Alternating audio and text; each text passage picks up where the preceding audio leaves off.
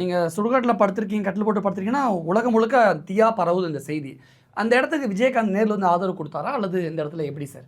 இல்லை அவர் நேரில் வரலை. அவர் நேரில் வரலை. யாரும் அங்கே வந்து நேரில் எந்த அரசியல் தலைவர்களும் வரல.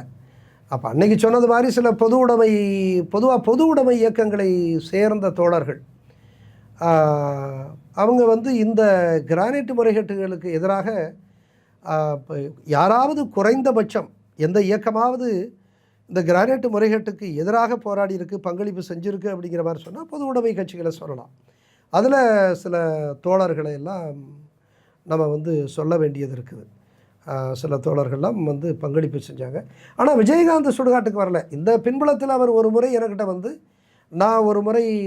நான் வாகனத்தில் போயிட்டுருக்கையில் எனக்கு ஒரு அலைபேசியில் ஒரு இது வருது, அழைப்பு மணி வருது. எடுத்த உடனே சார் நான் வந்து விஜயகாந்த் சார் வீட்டிலேருந்து பேசுகிறோம் அப்படிங்கிற மாதிரி சொல்லிட்டு அவர் அந்த அம்மா பேசுனாங்கன்னு நினைக்கிறேன். அவங்க பிரேமலதா, ஆமாம், திருமதி பிரேமலதா விஜயகாந்த் பேசுனான்னு நினைக்கிறேன். சார் நீங்கள் சார் உங்களோட பேசணுங்கிறக்கார சொல்லி அவங்கள்ட்ட கொடுத்துறாங்க. சார் நீங்கள் தைரியமாக இருங்க சார். விஜயகாந்த் சார் ஆமாம் சார் தைரியமாக இருங்க சார், நாங்கள்லாம் இருக்கிறோம். ஆனால் அந்த இதில் நம்ம தொலைக்காட்சியில் நான் அவருடைய நேரடியாக நான் பார்த்து பேசின அந்த வாய்ப்பு எனக்கு கிடைக்கல. நம்ம தொலைக்காட்சியில் அவர் பார்க்கையில் கொள்ளையில் அவர் பேசக்கூடிய அந்த பாடி மாதிரியே நீங்கள் தைரியமாக இருங்க சார், நாங்கள்லாம் இருக்கேன் சார், நீங்கள் துணிச்சலாக செயல்படுங்க சார் அப்படிங்கிற ஒன்றை சொன்னார்.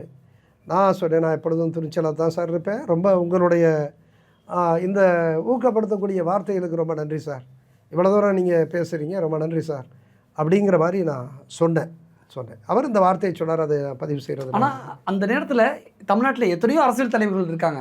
ஆனால் யாருக்கும் தோணலை பாருங்க, நேர்மையாக இருக்கிற ஒரு ஐஏஎஸ் ஆஃபீஸர் கூட துணை நிற்கணும், ஆதரவு தெரிவிக்கணும், பக்கபலமாக இருக்கணும்னு யாருக்கும் தோணலை. ஆனால் கேப்டன் விஜயகாந்துக்கு மட்டும் தோணி இருக்கு. அவர் பேசினார். அதுக்கப்புறம் நம்ம பொது உடைமை இயக்கத்தினுடைய மாபெரும் அடையாளமாக இருக்கக்கூடிய எளிமை, நேர்மை, தியாகம், இவற்றினுடைய மொத்த அடையாளமாக இருக்கக்கூடிய ஐயா நல்லக்கண்ணு, தோழர் நல்லக்கண்ணு அவர்கள் என்னை 2-3 முறை பேசியிருக்கார்.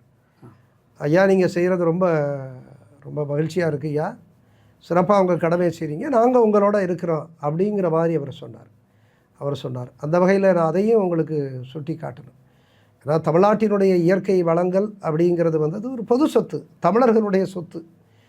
ஆனால் தமிழருடைய சொத்து இப்படி சூறையாடப்படக்கூடிய இந்த சூழலில் இதையெல்லாம் காக்க வேண்டிய மகத்தான பொறுப்பு ஒரு ஜனநாயகத்தில் கட்சிகளுக்கு, ஆளுங்கட்சிக்கும் உண்டு, எதிர்கட்சிக்கும் உண்டு.